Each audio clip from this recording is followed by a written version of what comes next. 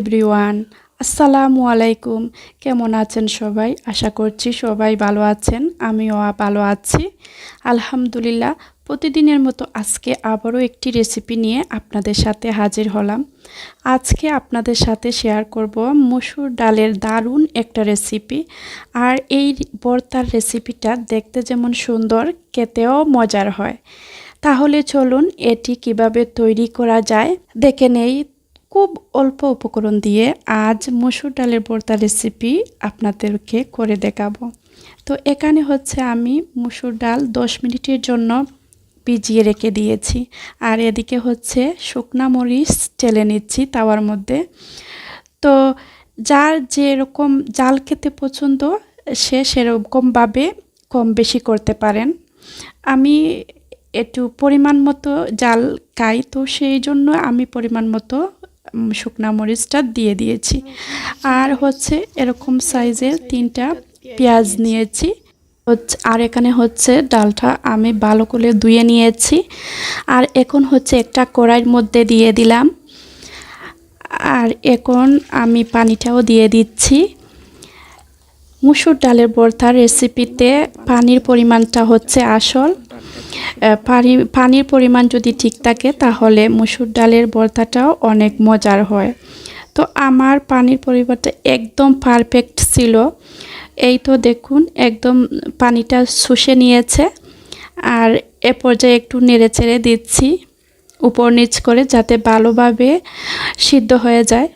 তো আমি আরও 5 মিনিট এরকম রাখবো চুলাতে।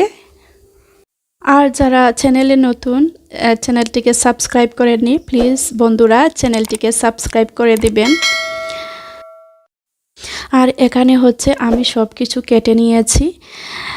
এখানে হচ্ছে পেঁয়াজ কুচি করেছি, এরপরে হচ্ছে শুকনা মরিচটা আমি ঠেলে নিয়েছি শুকনা মরিচ, তারপরে হচ্ছে বিলাতি, ধনেপাতা। তো সব কিছু আমি একত্রে এখন হচ্ছে মেখে নেব।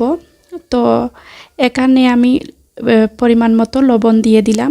আর যেহেতু আমি ডালেও লবণ দিয়েছি সেজন্য লবণের পরিমাণটা একটু কমই দিলাম।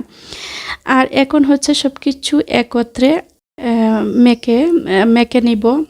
তো যতক্ষণ পর্যন্ত পেঁয়াজটা নরম হবে না ততক্ষণ পর্যন্ত পেঁয়াজটাকে ডলতে হবে। তো আমি হচ্ছে সব কিছু একত্রে ডলে নিচ্ছি। আর এখন 2 টেবিল পরিমাণ সরষের তেল দিয়ে দিলাম, দিয়ে ভালো করে মেখে নেব। আর সরষের তেলটা দিতেই হবে, না দিলে ভর্তার স্বাদটা পাওয়া যাবে না। তো মসুর ডালের রেসিপিটা কেমন হলো কমেন্টে জানাবেন।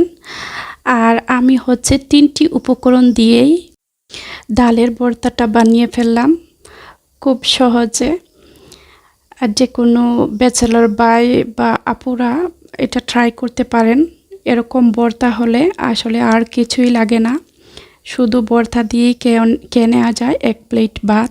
আমার ডালটা একটু গরম ছিল সেজন্য আমি মাখতে পারছিলাম না, তবে আপনারা ডালটা একদম ঠান্ডা করে মাখাবেন, তাহলে অসুবিধা হবে না। তো এই তো আমি মাখিয়ে নিচ্ছি। আর সবাই ভালো থাকবেন। মসুর ডালের ভর্তাটা কেমন হয়েছে কমেন্ট করবেন। আমার পরিবারের জন্য দোয়া করবেন। আসসালামু আলাইকুম, আল্লাহ হাফিজ।